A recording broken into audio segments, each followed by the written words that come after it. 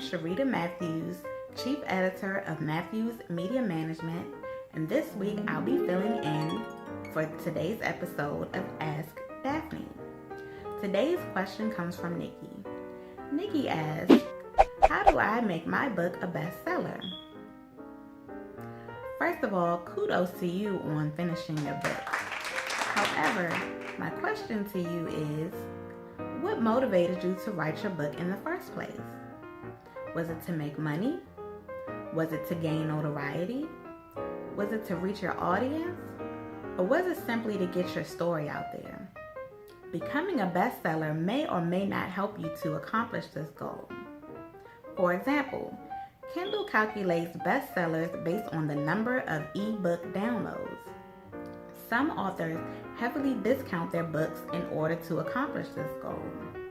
If your goal was for you to make money, this won't help you to do that, will it? Additionally, in order to become a New York Times bestseller, you have to sell 5,000 copies of your book in 1 week. That's a lot of books. Some authors do this by employing an influencer like Oprah. But if you don't know Oprah, that may not help you either. I'm not saying these things to discourage you. However, I want you to focus on why you wrote your book in the first place. You may discover that becoming a bestseller may or may not help you to accomplish your initial goal. But if it does, what you want to do is focus on marketing your book. Here are a few ways you can do that.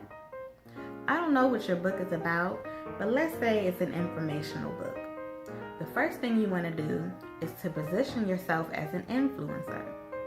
Brand yourself and your book and begin to reach out to your audience and make the connection. You can do this easily using social media.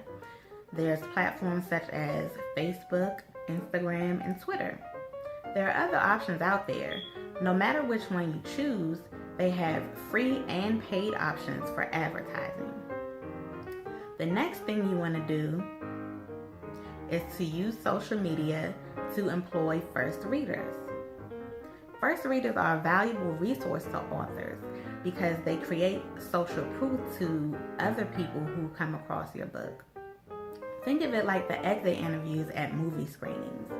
When those people first exit the movie, you capture the feelings they had just after experiencing the movie, and that helps others decide whether or not they want to watch the film. Same thing with first readers. You want to capture those feelings and get them to do a review for you in exchange for possibly offering the book to them for free or at a huge discount. The last thing I want you to do is to create a hype around your book. You can do this by scheduling speaking engagements or book signings in your local area and beyond. And don't forget to ask for those book reviews wherever you have the opportunity. In summation, I want you to take ownership of marketing your book. This is what's going to help you to accomplish your goal regardless of what it is. And if you just happen to get on that bestsellers list, more power to you. I hope this answers your question. If you want to hear more Ask Daphne episodes, make sure you hit that subscribe button below. Thank you for watching. See you next week.